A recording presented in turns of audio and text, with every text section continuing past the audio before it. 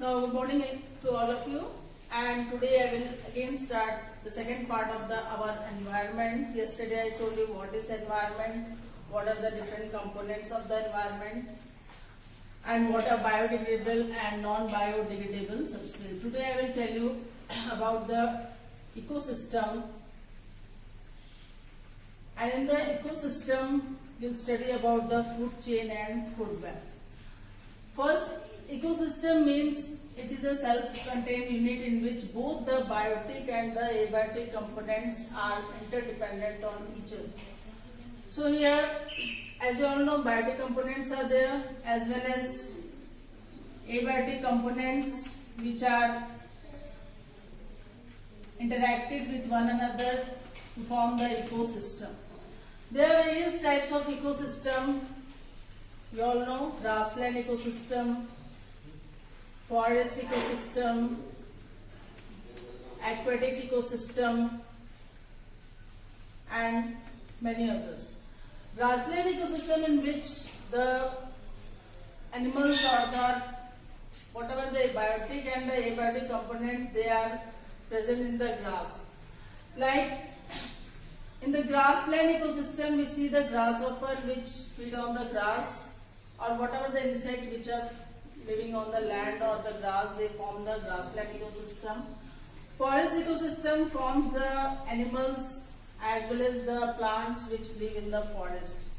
So as you all know, forest is the habitat of the wild animals. So here the animals, wild animals which are living in the forest, they form the forest ecosystem. Aquatic ecosystem means like pond, lake, river, and so on. Because in pond, lake and river, not only the water, in the water the plants are there as well as the animals are there, and the animals are dependent on the microscopic plants or the microscopic animals. So these three types of the ecosystem we see: grassland, forest, and aquatic. Now we'll study about the food chain and food web.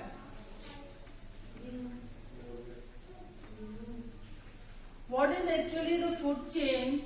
Food chain means in which the consumers eat the producers, or in one level of the organism eats the other. They form the food chain, or it is a chain in which one organism is eaten by another. Like grass is eaten by deer, deer is eaten by lion. So this is a simple food chain in which grass is the producer, deer is the primary consumer, and lion is the secondary consumer. Or we can say that this is the first trophic level, grass, deer is the second trophic level, and lion is the third trophic level. If we form the pyramid of this food chain, it forms like this. Here in the bottom forms the grass. Grass is eaten by deer, deer form the second level, and lion form the top level. So this is only the three level food system: first, second, and third.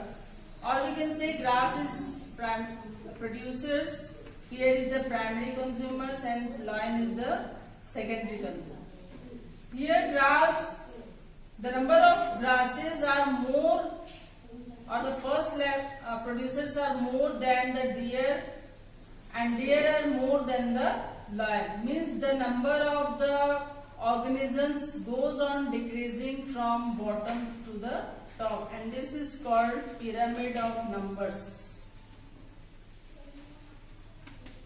Pyramid of numbers means the number of organisms goes on decreasing from the bottom to the top. So here the number of grass is more, as I told you, the number of deer is less, and the number of lion is still less. In the same way, if we talk about the energy flow in this ecosystem, what happens? The energy, total amount of energy grass is having, means suppose grass is having 100% of the energy. So 100% of the total energy which is absorbed by the grass is transferred, only the 10% of the energy to the deer, and the rest 90% of the energy absorbed by the plant is lost in the environment in the form of heat and light.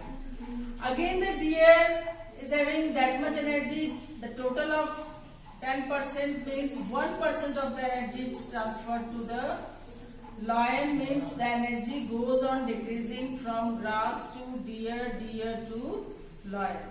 So here what happens, there is a decrease in the energy from bottom to the top. In the grass the energy was more, in the deer second level it gets less, means 10% is transferred. Again when it is transferred to the lion, 10% of the total energy which are present in the deer is transferred to the lion. So this is called 10% law. Means according to 10% law, only 10% of the total energy which are present in the first trophic level is transferred to the next trophic level and so on. That's why in the food chain there is only maximum 4 to 5 level food chain levels there in the food chain. Not more than that, because the energy goes on decreasing as we move from bottom to the top or from first consumer to the second consumer. If we take another example of the food chain, like grass is eaten by grasshopper, grasshopper is eaten by deer, deer is eaten by lion. So here how many levels are there? 1, 2, 3, 4. So 4 level food chains are there. This is the producer, this is the primary consumer, this is the secondary consumer, and the lion is the top consumer. So here also if you form the pyramid, it will form like this. Grass will take the bottom part, after that grasshopper, after that deer, but more one level will form, that is the top, that is the lion part. Means if we draw the pyramid of numbers in this type of food chain, then it will form the 4 levels. This is the grass at the bottom. Grass is eaten by grasshopper.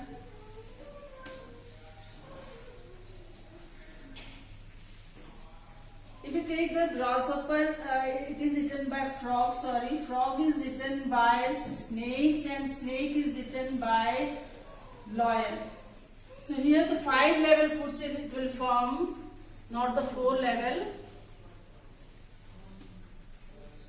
Grass is eaten by grasshopper, grasshopper is eaten by frog, frog is eaten by snakes, and then snake is eaten by peacock.